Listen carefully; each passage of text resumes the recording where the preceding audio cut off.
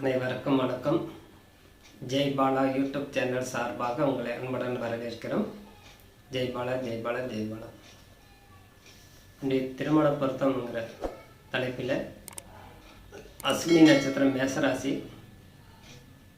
பெண்ணுடையதும், மூல நட்சத்திரம் தனுசு ராசி ஆணுடையதும் எத்தகைய பொருத்தம் அமையும்ங்கிறது பார்ப்போம். அது முன்னாடி நம்முடைய சேனல் சப்ஸ்கிரைப் பண்ணுங்கள், லைக் பண்ணுங்கள், கமெண்ட்ஸ் பண்ணுங்கள். பெண்ணுடைய நட்சத்திரம் அஸ்வினி நட்சத்திரம் மேசராசி, அதுக்குண்டான பேர் எடுத்து சு சே சோ லா லிங்கிறது வரும்.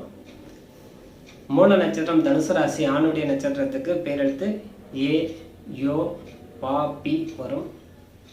பேர்பட்டவர்களுக்கு மூல நட்சத்திரம் தனுசு ராசி. இவர்களுக்கு எப்படி பொருத்தம் அமைங்கிறது பார்ப்போம். தினப்பொருத்தம் அமையவில்லை இருவருக்கும். அதே போல் கணப்பொருத்தம் அமையவில்லை. தேவகணம் ராட்சச கணமாக இருப்பதால் கணப்பொருத்தம் அமையவில்லை. மகேந்திர பொருத்தம் நன்றாக உள்ளது. ஸ்திரீ தீர்க்கம் நன்றாக உள்ளது.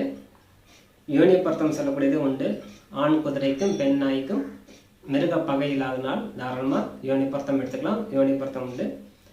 ராசி பொருத்தம் உண்டு. ராசி அதிபதி பொருத்தம் நன்றாக உள்ளது. வசிய பொருத்தம் இல்லை. மாங்கல்ய பொருத்தம் சொல்லக்கூடிய ரஜு பொருத்தம் அமையவில்லை.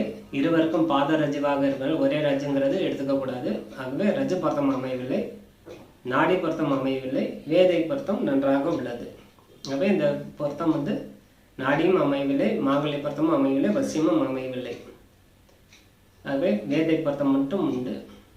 ஆகவே இந்த திருமண பொருத்தம் அப்படின்னு பார்க்கும்போது முக்கியமாக எடுத்துக்கொள்ளக்கூடியது முதலாவதாக மாங்கல்ய பொருத்தம் இருக்கணும்.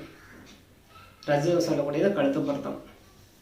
இதுக்கு சரியான முறையில் அமைந்தால் நன்றாக இருக்கும். ஆகவே தனுசு ராசி ராசி பொருத்தம் இருந்தாலும் இது அமையவில்லை.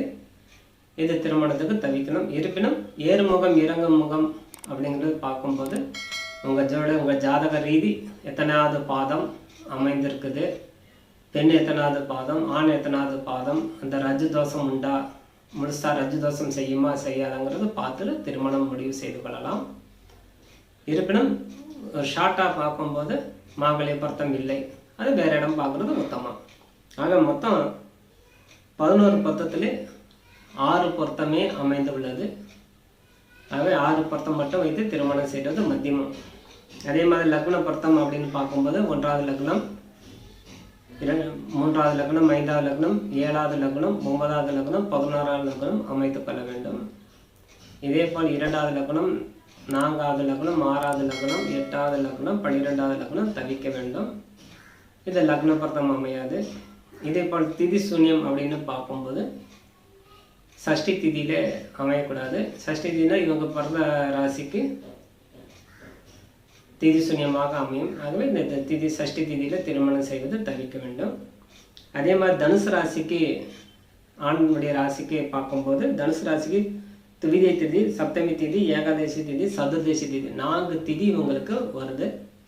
இந்த திதி காலத்திலே திருமணம் செய்யக்கூடாது. இவர்கள் இந்த ராசிக்காரர்களுக்கு திதி சூன்யமாக இருக்கு. அன்றைய திருமண காலத்தில் வேறு ராசியாக இருக்கும். ஆனால் அன்றைய தினம் இந்த திதி அமையக்கூடாது. அவ்வளோதான். மற்றது தாராளமாக நீங்கள் திருமணம் செய்யலாம். ஆண்களோட ராசிக்கு துவிதை திதி, சப்தமி, ஏகாதசி, சதுர்தசி அமையக்கூடாது. ஆகவே அது மட்டுமல்லாது சந்திராஷ்டமம் இருக்கக்கூடாது. ஆண் பெண் இருபாலருக்கும் சந்திராஷ்டமம் இல்லாத ராசி பார்த்து திருமணம் செய்து கொள்வது உத்தமம் சொல்லி விடைபெறுகிறேன்.